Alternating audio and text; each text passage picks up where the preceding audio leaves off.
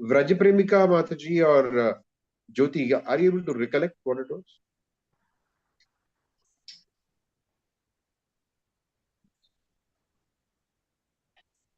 Both of you also have been regular. Hare Krishna Prabhuji, Dandavat Pranam. Sorry, I don't remember exactly. Vrajapremika? Krishna Prabhuji, same. I don't remember. Okay, we'll read from the beginning of the Atmarama verse. Right, beginning of that chapter. One thing which I, Prabhuji, one thing which I remember, just we're discussing the concept of time. Like the concept of time that is there, the difference in here and in Vaikuntha, and how the time actually it influences here and in Vaikuntha. It requires what? Like how the time, like it in Vaikuntha, it how it is there and how it is on earth. The concept of time in spirituality. I don't think that comes. Can you go to the previous chapter, Matsu? Can you just check the previous chapter? Yes.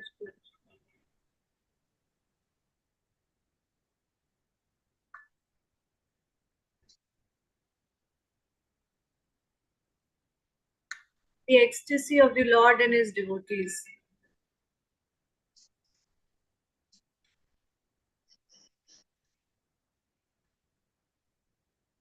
Do you want me to take this to the very end of this chapter, Guruji? No. I don't think we have done. Okay, just go back. One more chapter. One more chapter. Yes. Devotional service in attachment. Raganuga Bhakti.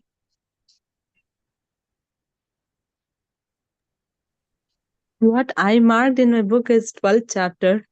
So I'm not sure if further has been. What chapter is this? 13. Okay, go back. To 12. Yeah.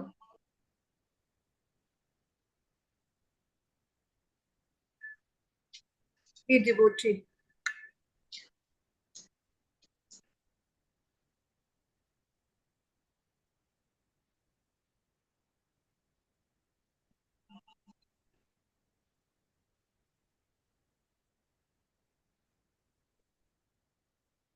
Please keep scrolling a little bit slowly.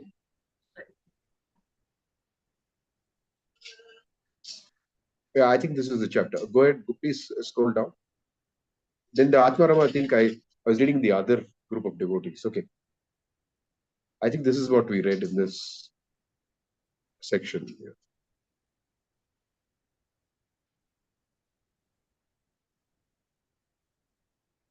Okay, please go down.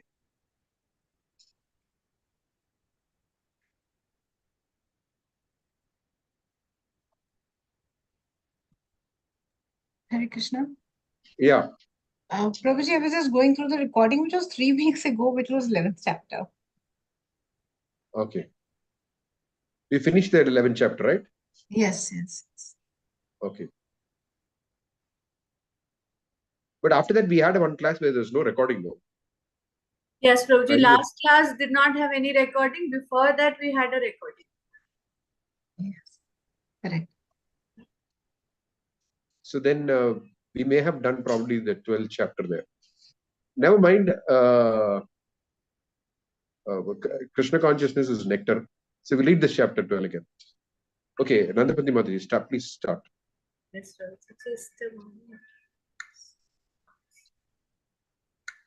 Chapter 12, the devotee. As mentioned above, a person in Krishna consciousness, being fully devoted to the transcendental loving service of the Lord, develops all the godly qualities of the demigods. There are many such qualities, but Lord Caitanya described only some of them to Sanatana Goswami. A devotee of the Lord is always kind to everyone. He does not pick quarrels. His interest is in the essence of life, which is spiritual. He is equal to everyone. No one can find fault in him. His magnanimous mind is always fresh and clean, and he is without material possessions. He is a benefactor to all living entities and is peaceful and always surrendered to Krishna. He has no material desires. He is very humble and is fixed in his purpose. He is victorious over the 6 material qualities such as lust and anger, and he does not eat more than he needs. He is always sane and is respectful to others, but he does not require respect for himself. He is grave, merciful, friendly, poetic, expert, and silent.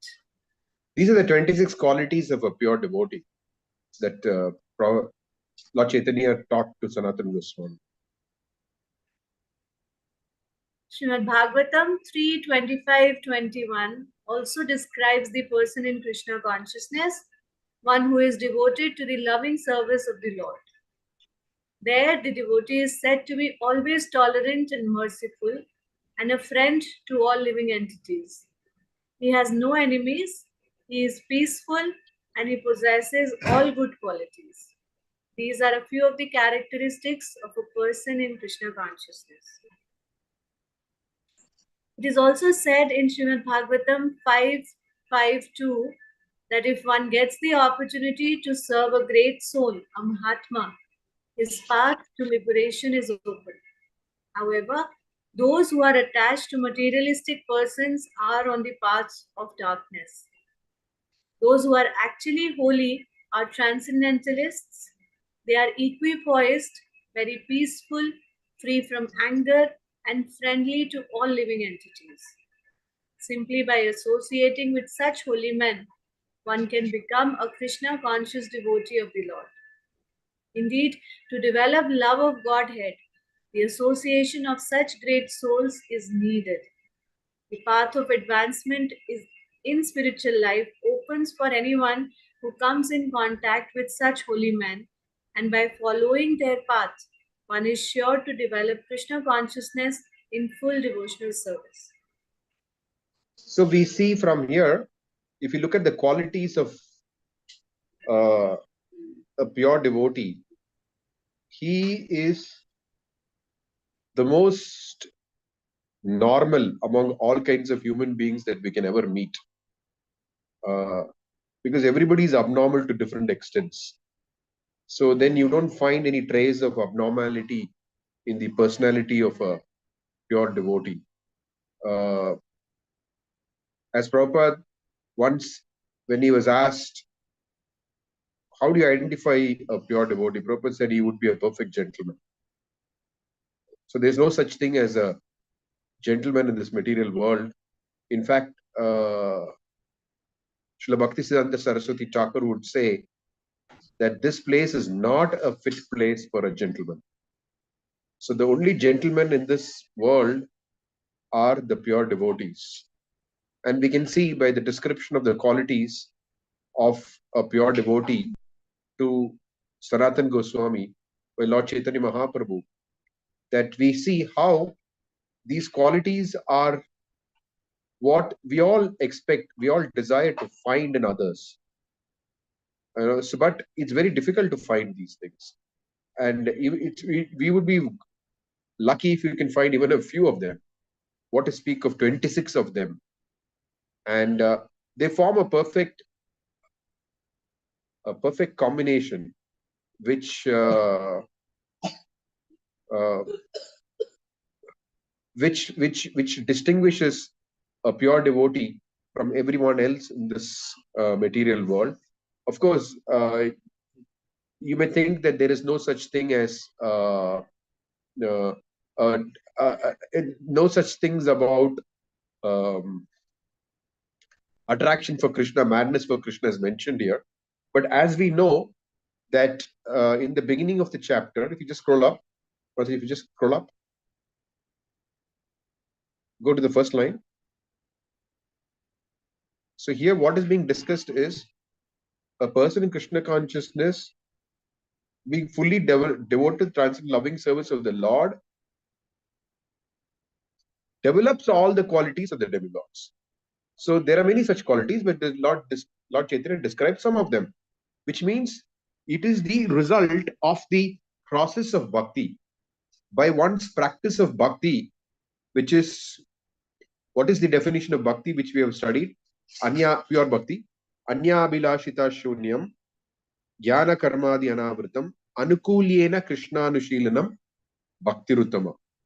Which means anya abhilashita shunya. No desire other than the desire to please Krishna. And how? Anukulyena krishnanushilanam. In a favorable manner. Uh,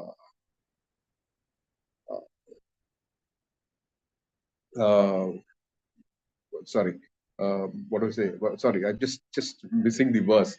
Okay. Anyabhilashita shunyam, jnana karmadi anavritam. Jnana and karma. Jnana, free from jnana and karma. Jnana and karma are both personal endeavors. Jnana is the attempt to show how one's subtle body is better than others. And karma is the endeavor to show how one's physical activities are better than others. So neither an attempt to show how one's mental prowess is better than others, nor an attempt to show how one's physical prowess is better than others. Physical activities. So jnana karmadi anavritam. So there's no such endeavor to show anything, to display some mental prowess, nor display some physical prowess. Jnana karmadi anavritam anukulyena krishna nishilanam. So, and all activities that one performs is just favorable to just please the Lord. So this is the definition of bhakti, bhakti uttama, uttama bhakti. So when one practices uttama bhakti, then these other qualities, 26 qualities, are manifest in the person of such a pure devotee. So a pure devotee is a very approachable person. He is not a person whom you get afraid to approach. He is not unpredictable. Unpredictable in the sense that he is not erratic. That sense I meant. He is always unpredictable because he is serving Krishna. So he's pleasantly unpredictable, but not erratically unpredictable. So the concept of a pure devotee that we have should be the one whom you, when seeing one spontaneously feels like taking shelter of. One spontaneously feels like, let me listen to this person, let me serve this person. He has got that spontaneous quality, very attractive. Okay, you can go ahead.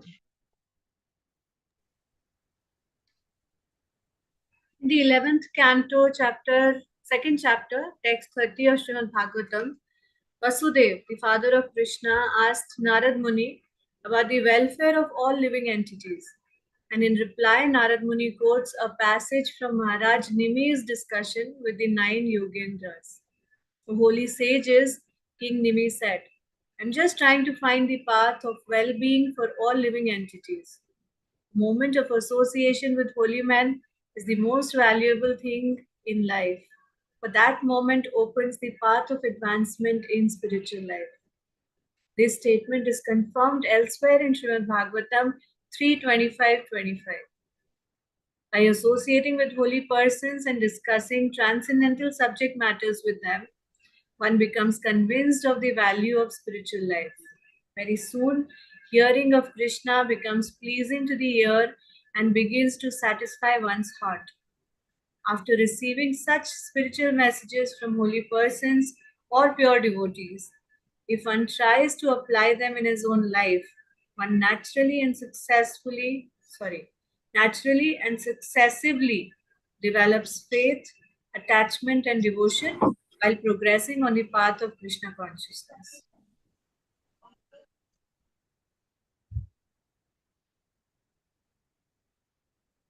The Lord then informs Sanatana Goswami about the behavior of a devotee. The sum and substance of such behavior is that one should always stay aloof from unholy association. And what is unholy association? It is association with one who is too much attached to women or one who is not a devotee of Lord Krishna. These are unholy persons. One is thus advised to associate with holy devotees of the Lord and carefully avoid the association of unholy non-devotees. Pure devotees of Krishna are very careful to keep aloof from the two kinds of non-devotees. The result of unholy association is described in Srimad Bhagavatam 3:31-33 to 35.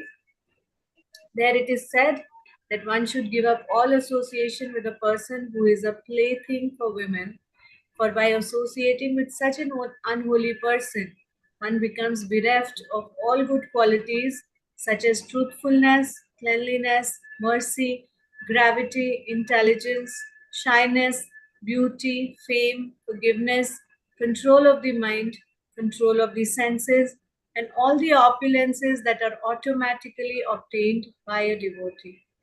A man is never so degraded as when he associates with persons who are too much attached to women. Regarding remaining aloof from unholy persons, Lord Caitanya quoted a verse from the Caitanya Samhita. One should rather tolerate the miseries of being locked in a cage filled with fire than associate with those who are not devotees of the Lord. Indeed. Okay. Uh,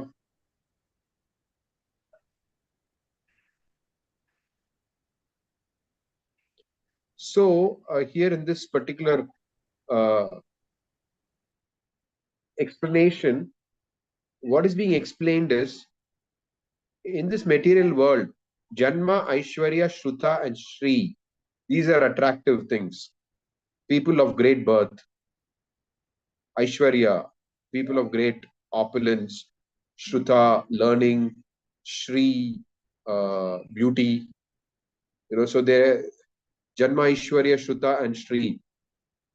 We desire to be with people like this. So this association is what Prabhupada is saying, is that it's better. In fact, there are more. It's more precise. There is a more precise explanation of this analogy. It is like if you're a bird trapped in a cage. You're a bird trapped in a cage, and that cage is being lowered into flaming fire. It's a very bad situation. First of all, your bird is trapped in a cage. The cage is being lowered into a flaming fire. That situation is better than the association of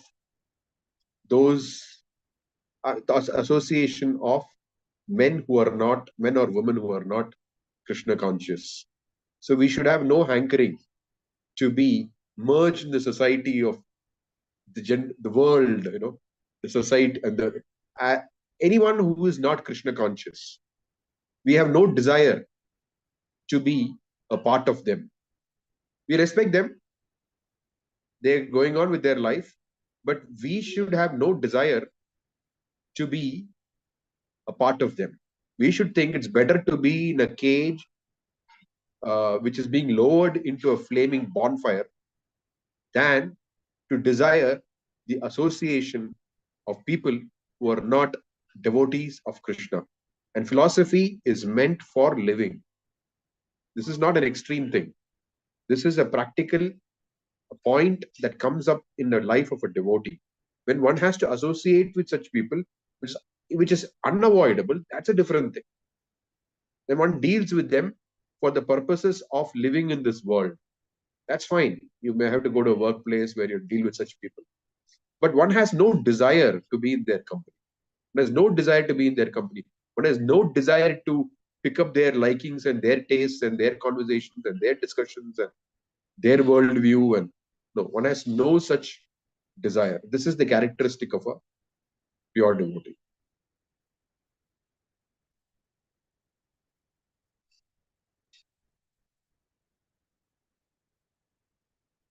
Pretty strong, huh? It's Lord Chaitanya's instruction to Sanatana Goswami. Yeah.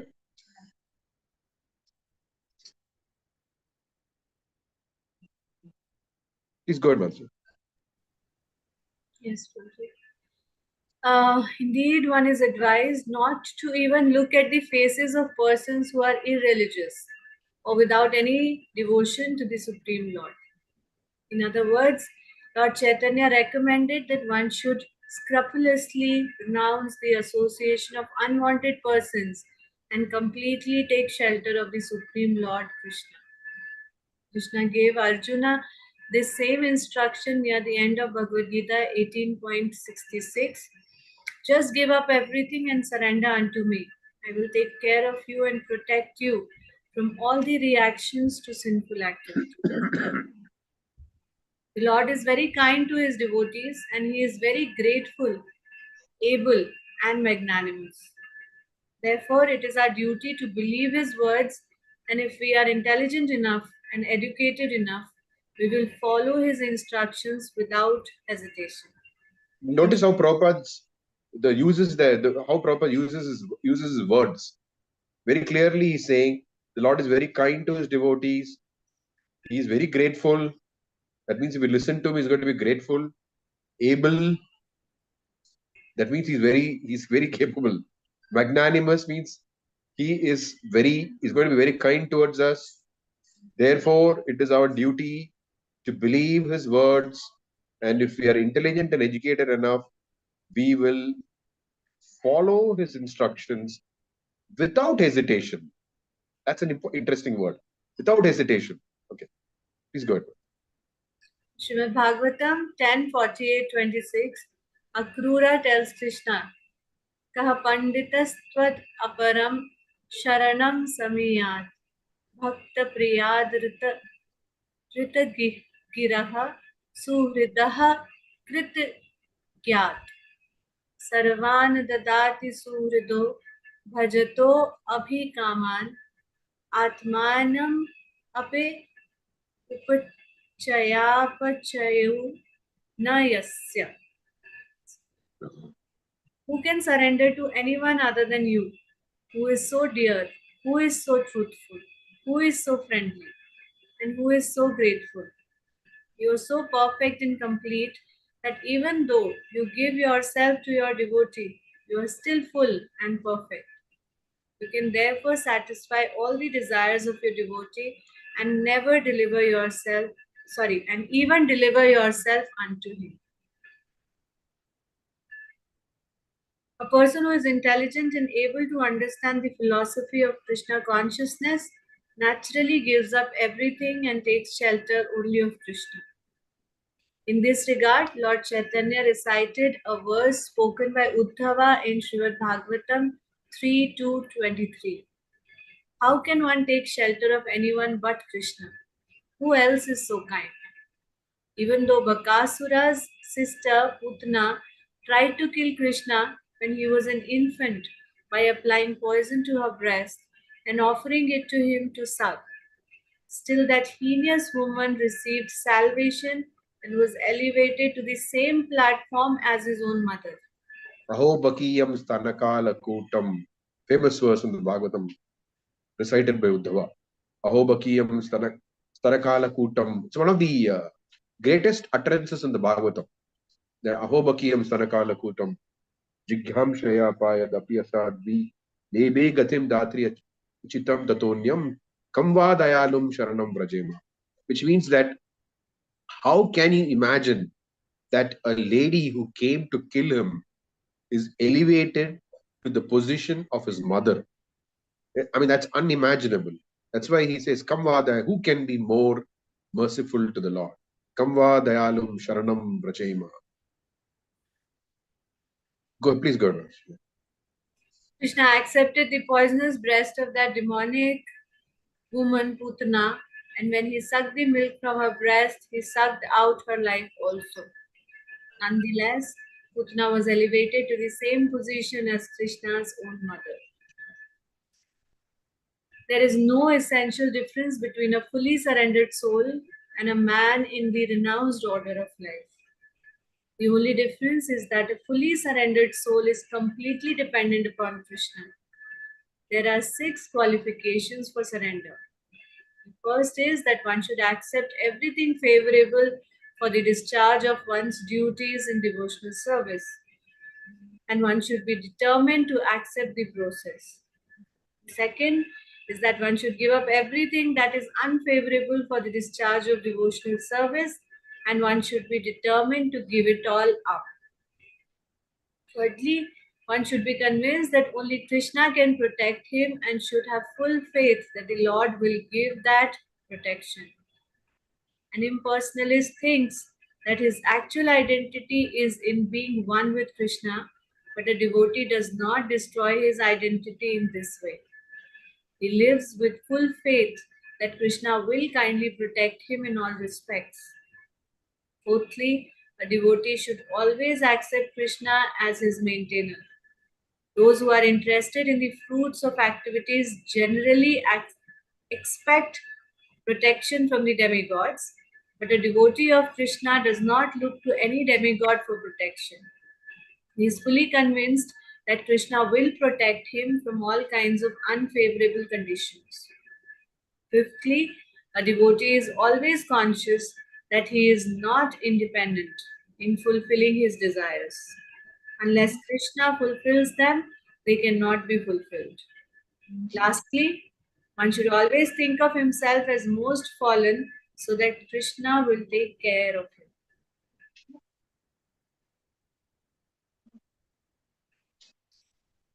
Such a surrendered soul should take shelter of a holy place like Vrindavan, Mathura, Dwarka, or Mayapur and should surrender himself unto the Lord, saying, "My Lord, from today I am yours. You can protect me or kill me as you like." When a devotee takes shelter of Krishna in such a way, Krishna is so grateful that he accepts him and gives him all kinds of protection. This is confirmed in Srimad Bhagavatam 11:29-34, where it is said that if a person who is about to die takes full shelter of the Supreme Lord and places himself fully under his care, he actually attains immortality at that time and becomes eligible to associate with the Supreme Lord and enjoy transcendental bliss. The Lord then explained to Sanatan Goswami the various types and symptoms of practical devotional service.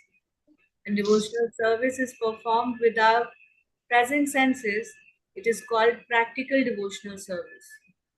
Actually, devotional service is the eternal life of the living entity and is lying dormant in everyone's heart. The practice which invokes that dormant devotional service is called practical devotional service. The purport is that the living entity is constitutionally part and parcel of the Supreme Lord. The Lord can be compared to the sun, and living entities can be compared to molecules of sunshine. Under the spell of the illusory energy, the spiritual spark is almost extinguished. But by practical devotional service, one can revive his natural constitutional position. When one practices such devotional service, it should be understood that he is returning to his original and normal liberated position. Practical devotional service can be performed with one's senses under the direction of a bona fide spiritual master. One begins spiritual activities for advancement in devotional service or Krishna consciousness by hearing. Indeed, hearing is the most important method for advancement in Krishna consciousness, and one should be very eager to hear favorably about Krishna. Giving up all speculation and fruitive activity, One should simply worship Krishna and desire to attain love of God. That love of God is externally existing. Eternally. So sorry. That love of God is eternally existing within everyone. It simply has to be evoked by the process of hearing. Hearing and chanting are the principal methods of devotional service. Devotional service may be regulative or affectionate. One who has not developed transcendental affection for Krishna should conduct his life according to scriptural injunctions and under the guidance of the spiritual master. In Srimad Bhagavatam 2.1.5, Shukadev Goswami advises Maharaj Parikshit, Tasmad Bharat Sarvatma Bhagavan Ishvaro Harihi Shrotavyah Kirtitavyascha Smartavyasche Smartavyasche Tabhyam. West of Bharat Chetatabhyam. Chetatabhyam. Yeah. The best of the Bharatas, it is prime duty of persons who want to become fearless to hear about the Supreme Personality of Godhead Hari and to chant about him and always remember him. Lord Vishnu is always to be remembered and is not to be forgotten for even a moment. This is the sum and substance of all regulative principles. The conclusion is that when all the rules, regulations, and recommended and prohibited activities in the revealed scriptures are taken together, remembrance of the Supreme Lord is always the essence of everything. To always remember the Supreme Personality of Godhead within one's heart is the main practice of devotional service. And in that practice, there are no regulative principles, there are no do's and don'ts. However, one should generally accept the following principles to properly execute devotional service. The devotee should 1. Take shelter of a bona fide spiritual master. 2. Receive initiation from the spiritual master. 3. Serve the spiritual master. 4. Inquire and learn love from the spiritual master. 5. Follow in the footsteps of holy persons devoted to the transcendental loving service of the Lord. 6. Be prepared to give up all kinds of enjoyment and suffer all kinds of miseries for the satisfaction of Krishna. 7. Live in a place where Krishna had his pastimes. 8. Be satisfied by whatever is sent by Krishna for the maintenance of the body and not hanker for more than that. 9. Observe fasting on Ekadashi days. This occurs on the 11th day after the full moon and the 11th day after the new moon. On such days, no grains, cereals, or beans are eaten. Simply vegetables and milk are moderately taken, and chanting of Hare Krishna and reading of scriptures are increased. And 10. Show respect to devotees, cows, and sacred trees like the banyan tree. It is essential for a neophyte devotee who is beginning to follow the path of devotional service to observe these 10 principles. The 11th principle is to try to avoid offenses in serving the Lord and in chanting his holy names. There are 10 kinds of offenses in the matter of chanting the holy name. 1. To blaspheme a devotee of the Lord. 2. To consider the Lord and the demigods on the same level or to think there are many gods. 3. To neglect the orders of the spiritual master. 4. To minimize the authority of the scriptures, the Vedas. 5. To interpret the holy names of God. Commit sins on the strength of chanting. 7.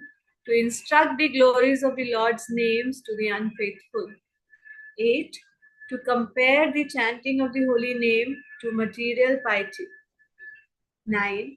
To be inattentive while chanting the holy name. And 10. To remain attached to material things in spite of chanting the holy names. These 10 offenses against the holy name should be avoided. The 12th principle in the execution of devotional service is that one should avoid the association of unholy non-devotees. 13. One should not attempt to have many disciples. 14. One should not take the trouble to understand many books or to understand partially any particular book, and one should avoid discussing different doctrines. 15. One should be equipoised both in gain and in loss. 16. One should not be subject to any kind of lamentation. 17. One should not disrespect the demigods or other scriptures. 18. One should not tolerate blasphemy against the Supreme Lord or his devotees. 19. One should avoid ordinary topics of novels and fiction, but there is no injunction that one should avoid hearing ordinary news. 20. One should not give any trouble to any living creature, even a small bug. The first 10 of the 20 items mentioned above. It's interesting that Prabhupada mentions here that one should avoid ordinary topics of novels and fiction, but there is no injunction that one should avoid hearing ordinary news, which means that devotees, especially in the Krishna consciousness movement, they know what is going on in the world. So if you don't know what is going on in the world, how are you going to be preaching effectively? So the example is given just like if you want to catch a thief, you have to run faster than a thief. So you have to know what is going on in the world. Of course, people these days, newspapers have also become like books. What is meant here is not that one reads and examines the news and that is not what is being referred to here.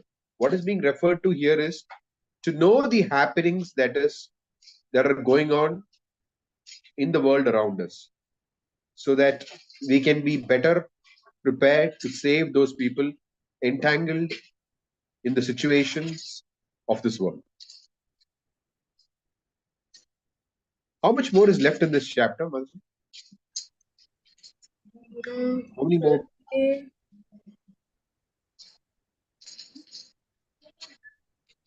Okay, I think we will stop here.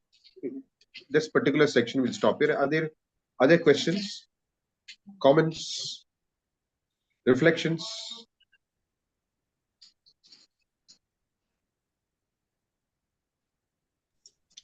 Hare Krishna, Prabhuji. Just one question from my side. So one of the injunctions is one should not partially understand any particular book, and one should avoid discussing.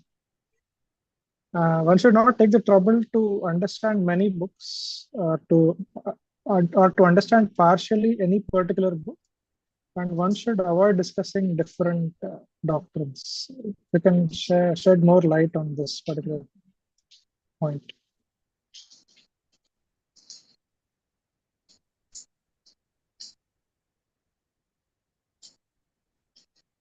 I don't know what this understand partially any particular book means. Actually, I don't know what it means. Other things are more direct. One should not take the trouble to understand subject matter of many books, or one should avoid discussing different doctrines. Those are fine. But to understand partially any particular book, I don't know. I don't know what it refers at all, actually. I need to ask somebody from who has an idea of the Sanskrit of this to shed some light on this. Because there may be some context to it in which it is being spoken.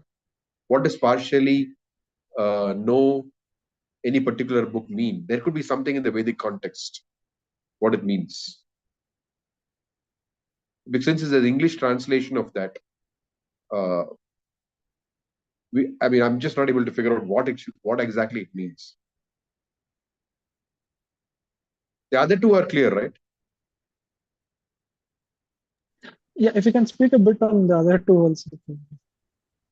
One should not take the trouble to understand many books. Yeah, because our process is not accumulation of information. Our process is not knowledge through accumulation. Our process is knowledge by revelation.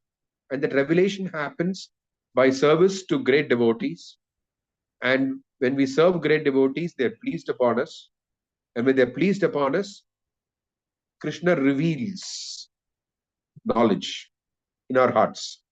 So our process of knowledge is not by accumulation of information from different books.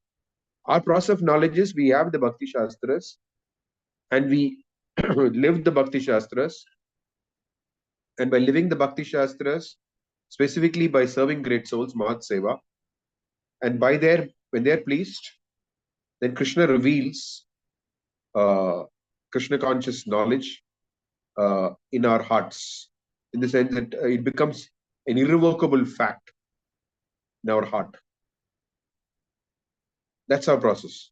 So that's why it is said that our process is not to accumulate information from various books. That's the understanding. Because in the process of jnana, they read a lot. They read a lot. So regarding this different doctrines point, sometimes in order to refute some doctrines which are not properly in line with Krishna consciousness, there needs to be some kind of discussion that. So what does that exactly refer to? Yeah, it's an unlimited subject. So our acharyas have already dealt with that. We have Madhvacharya, Ramanacharya, who have defeated the doctrines of Mayavada, Buddhism. They've already been defeated. Of course, many new doctrines can always keep coming up, but the major doctrines have been refuted by them. So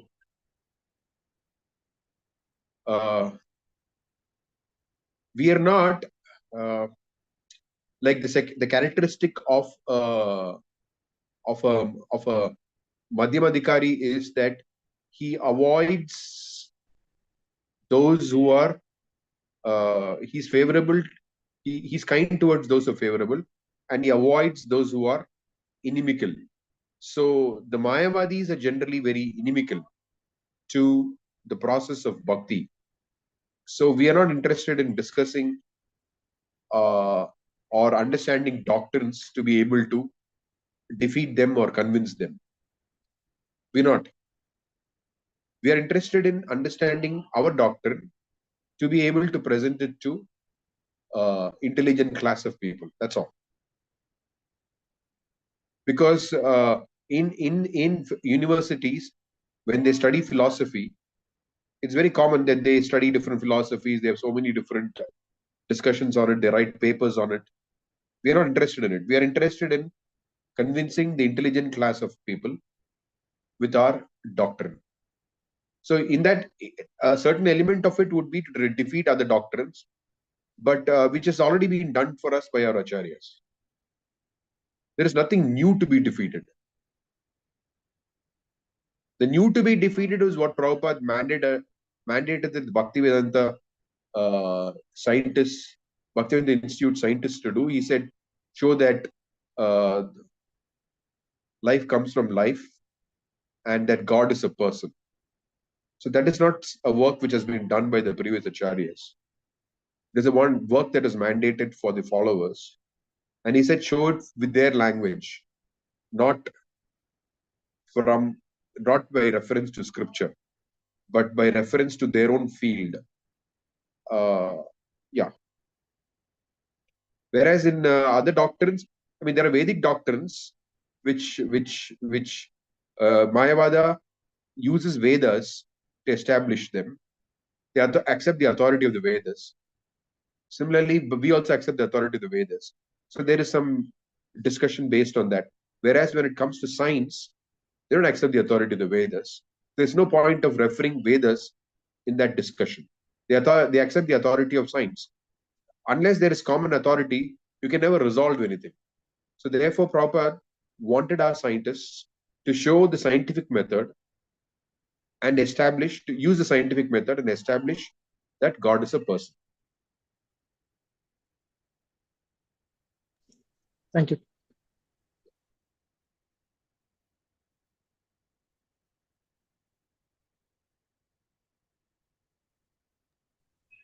Roji, I have a question. Can I ask?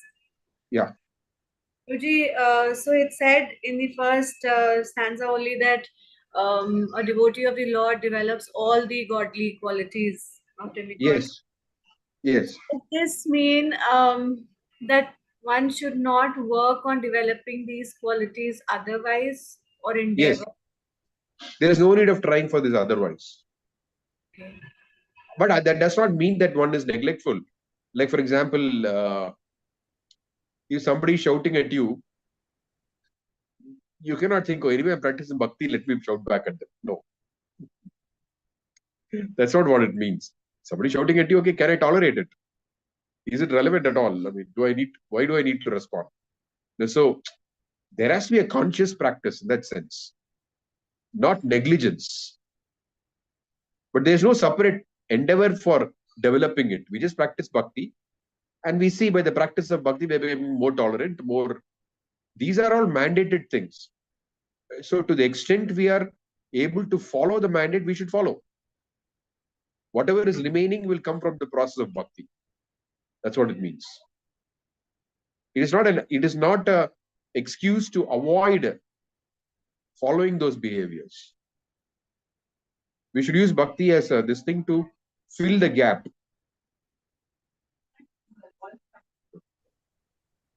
Okay, I need to go today because there is last day of Chandan Yatra and I have to take the kids out to the boat festival.